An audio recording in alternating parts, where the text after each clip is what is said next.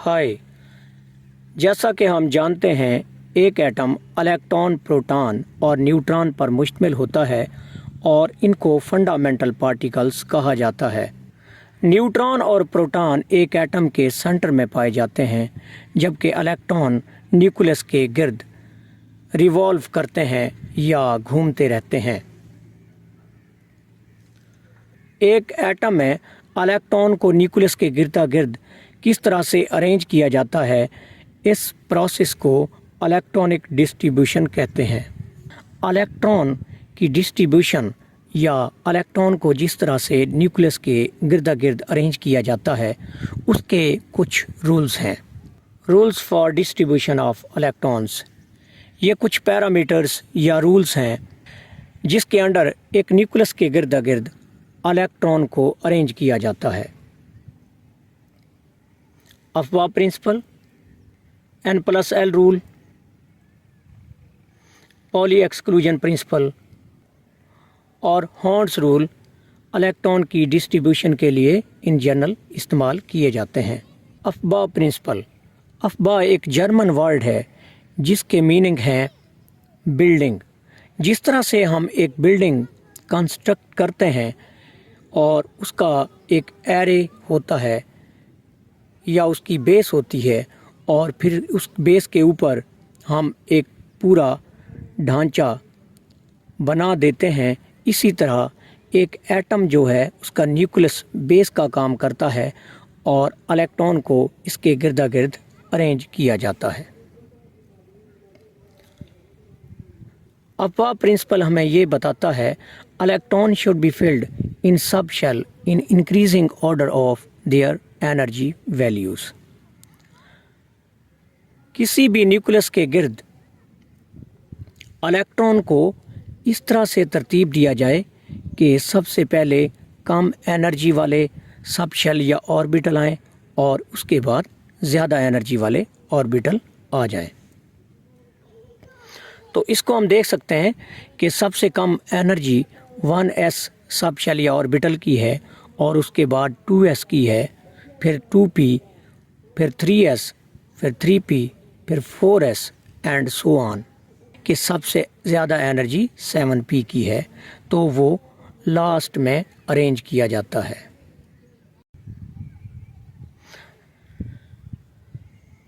ये अफबाह डायाग्राम है जिसमें हम देख सकते हैं कि एक शेल में जो डिफरेंट सब शेल या ऑर्बिटल्स हैं उनको अरेंज किया जा रहा है। तो इस डायाग्राम में सबसे पहले 1s, फिर 2s और इसके साथ साथ दूसरे p, d और s के सब शेल को भी अरेंज किया जाता है on the basis of their energy values.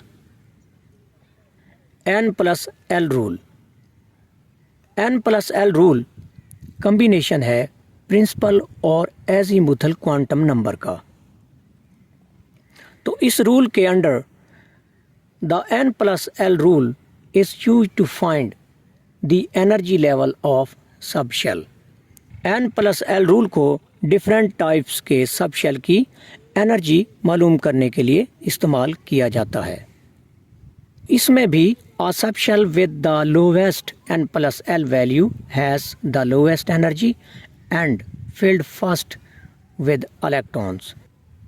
तो इस रूल के अंडर ऐसे ऑर्बिटल या सबशेल जिनकी एनर्जी कम होती है या जिनकी N+L वैल्यू कम होती है और उनकी एनर्जी भी कम होगी, तो उनको सबसे पहले अरेंज किया जाता है। और अगर if two subshells have same N+L value, then fill the first with the electrons which has the lowest N value। By chance अगर दो सबशेल या ऑर्बिटल्स की N+L वैल्यू सेम हो जाए तो इस केस में क्या करना चाहिए? तो इस तरह के केस में ऐसे ऑर्बिटल्स को पहले लिखा जाना चाहिए जिनकी प्रिंसिपल क्वांटम नंबर या N वैल्यू कम आए। N+L के बारे में एक वीडियो लेक्चर हमारे चैनल पर मौजूद है, तो इसकी डिटेल आप वहां से देख सकते हैं। Arrangement of orbitals on the basis of N+L values. Principal quantum number की वैल्यू अगर 1 हो और एजीमुथल क्वांटम नंबर की वैल्यू 0 हो, n प्लस l एक ही रहेगा, तो इस केस में सब शेल s होगा। अगर n की वैल्यू 2 हो और l की वैल्यू 0 हो, तो इस केस में n प्लस l की वैल्यू 2 होगी। अगर l की वैल्यू 2 आ जाए तो इस केस में जो सब शेल होगा वो 2s होगा।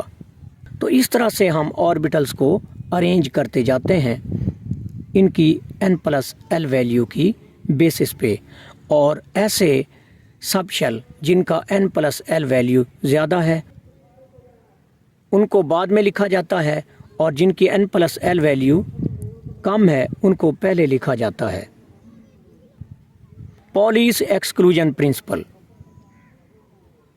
पॉली एक्सक्लूजन प्रिंसिपल हमें एक एटम के अंदर जिस तरह से इलेक्ट्रॉन अरेंज होंगे या जो उनका सीटिंग प्रिंसिपल है उसके बारे में बताता है, और ये बताता है कि एक इलेक्ट्रॉन कौन से ऑर्बिटल में जाना चाहिए और उसकी स्पिन कैसी होनी चाहिए। तो ये हमें इलेक्ट्रॉन की फिलिंग अरेंजमेंट और उनकी स्पिन के बारे में बताता है कि वो किस तरह से होना चाहिए। अगर सिस्टम पॉली इलेक्ट्रॉनिक है, पॉली इलेक्ट्रॉनिक का मतलब ये है कि ऐसा एटम जो अपने वैलेंस शेल में एक से ज़ायद इलेक्ट्रॉन रखता हो। 2 electrons present in a same orbital should have opposite spins। अगर एक ऑर्बिटल के अंदर 2 इलेक्ट्रॉन आ जाएं तो उस सूरत में दोनों की स्पिन ऑपोजिट होनी चाहिए, एक की क्लॉकवाइज हो और दूसरे की एंटी क्लॉकवाइज हो। तो यहाँ इस डायग्राम में आप देख सकते हैं कि ये स्पिन एक दूसरे से ऑपोजिट है, और यहाँ पे 2 इलेक्ट्रॉन एक ऑर्बिटल या सब शेल के अंदर आ गए हैं। सपोज 2s ऑर्बिटल में 2 इलेक्ट्रॉन मौजूद हैं, तो इस केस में इसका n या प्रिंसिपल क्वांटम नंबर 2 रहेगा, एजीमुथल क्वांटम नंबर 0 होगा, मैग्नेटिक क्वांटम नंबर 0 रहेगा और स्पिन क्वांटम नंबर इसका पॉजिटिव हाफ होगा। अब दूसरे इलेक्ट्रॉन के लिए उसका प्रिंसिपल क्वांटम नंबर 2 रहेगा, एजीमुथल क्वांटम नंबर 0 होगा, मैग्नेटिक क्वांटम नंबर भी 0 होगा, लेकिन उसका स्पिन क्वांटम नंबर -12 है। एक का माइनस पॉजिटिव, दूसरे का -12। मतलब अगर एक ऑर्बिटल के अंदर 2 इलेक्ट्रॉन आ जाएं तो उनकी स्पिन ऑपोजिट रहेगी। Horn's rule of multiplicity। If empty degenerate orbitals are available and more than 1 electrons are to be placed in them, they should be placed in separate orbitals with same spin rather than putting them together in same orbitals with opposite spin। तो यहाँ पे कुछ अहम point हमें याद रखना पड़ेंगे। यहाँ पे डीजेनरेट ऑर्बिटल्स क्या होते हैं? ऐसे ऑर्बिटल्स जिनकी एनर्जी बराबर होती है उन्हें हम डीजेनरेट ऑर्बिटल्स कहते हैं। अगर एक से ज़्यादा ऑर्बिटल्स मौजूद हों तो इलेक्ट्रॉन अकेले अकेले रहना पसंद करेंगे और उनकी स्पिन एक जैसी हो। तो इलेक्ट्रॉन एक ही ऑर्बिटल या सब शेल के अंदर आकर ऑपोजिट स्पिन के साथ रहना नहीं चाहते, वो चाहते हैं कि उनकी स्पिन एक जैसी हो जाए। तो इसके लिए उन्हें एक और ऑर्बिटल में जाना पड़ेगा। हॉर्न्स रूल हमें किसी एटम की वैलेंसी के बारे में बताता है। वैलेंसी का मतलब ये होता है कि एक एटम कितने और एटम्स के साथ जुड़ सकता है या कितने और बॉन्ड बना सकता है।